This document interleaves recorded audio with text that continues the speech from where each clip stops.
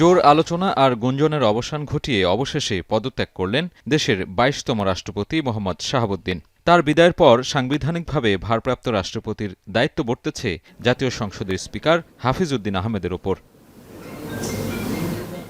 তবে পদত্যাগের খবর ছাপিয়ে সবার নজর এখন পরবর্তী রাষ্ট্রপতির দিকে। কে হচ্ছেন মহামান্য, কে যাচ্ছেন বঙ্গভবনে? রাজনৈতিক অঙ্গন থেকে সামাজিক যোগাযোগ মাধ্যম, সাধারণ মানুষের মুখে মুখে শুরু হয়েছে জোর আলোচনা।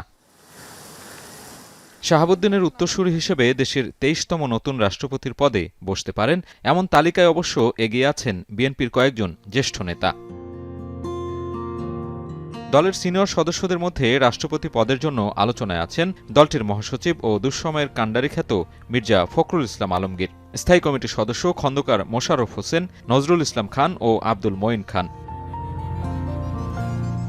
এ তালিকায় দলের বাইরে থেকেও বেশ কয়েকটি নাম আলোচনায় এসেছে, যাদের মধ্যে একজন আমলা, একজন সাবেক প্রধান বিচারপতি এবং একজন নারীর নামও শোনা যাচ্ছে। এমন বাস্তবতায় বগুড়ায় এক অনুষ্ঠানে দলের মহাসচিব মির্জা ফখরুল ইসলাম আলমগীর জানান, দলের স্থায়ী কমিটির বৈঠকে রাষ্ট্রপতির নাম ঠিক করা হবে। এটা তো বিএনপি সভা করবে, মিটিং করবে, স্ট্যান্ডিং কমিটির মিটিং হবে, বিএনপি ডিসিশন হবে, এরপরে জানতে পারবে। সংবিধান অনুযায়ী যে সমস্ত নিয়ম আছে সেগুলো মেনে দল যা সিদ্ধান্ত নেবে সেটাই হবে।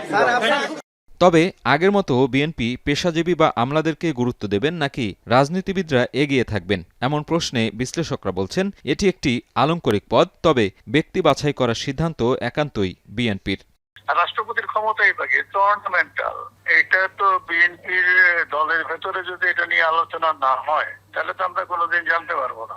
এটা কে হবে না হবে, এটা যেদিন হবে সেদিন জানা যাবে। নোভা এলইডি টিভি, ঝকঝকে ছবি, নিখুঁত শব্দ, ৫ বছরের ওয়ারেন্টি। নোভা মানি, সঠিক মান, নিশ্চিত সেবা। বিএনপিকে রাষ্ট্রপতি পদের ব্যাপারে অনেক চিন্তা ভাবনা করা দরকার, কারণ রাষ্ট্রপতি পদে মনোনয়ন বিএনপির জন্য সবসময় সুখকর হয় নাই।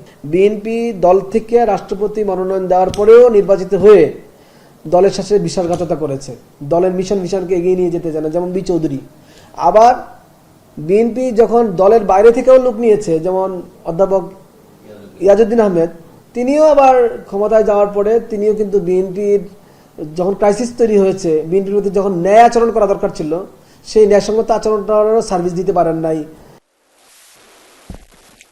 সংবিধানের ১২৩ অনুচ্ছেদ অনুযায়ী রাষ্ট্রপতির পদ শূন্য হলে ৯০ দিনের মধ্যে নতুন রাষ্ট্রপতি নির্বাচনের বাধ্যবাধকতা আছে। এ প্রসঙ্গে আইনমন্ত্রী বলেন, সেপ্টেম্বরের অধিবেশনে নতুন রাষ্ট্রপতি নির্বাচিত হবে। বিশেষ অধিবেশন ডেকে রাষ্ট্রপতি নির্বাচন করার মতো পরিস্থিতি হয়নি। রাষ্ট্রপতির পদত্যাগের ৯০ দিনের মধ্যে নতুন রাষ্ট্রপতি নির্বাচন করতে হবে। গতকাল ২৪শে জুলাই ছিল, ২৪শে জুলাই, আগস্ট, সেপ্টেম্বর, অক্টোবর, ২৪শে অক্টোবর পর্যন্ত আমাদের হাতে সময় আছে।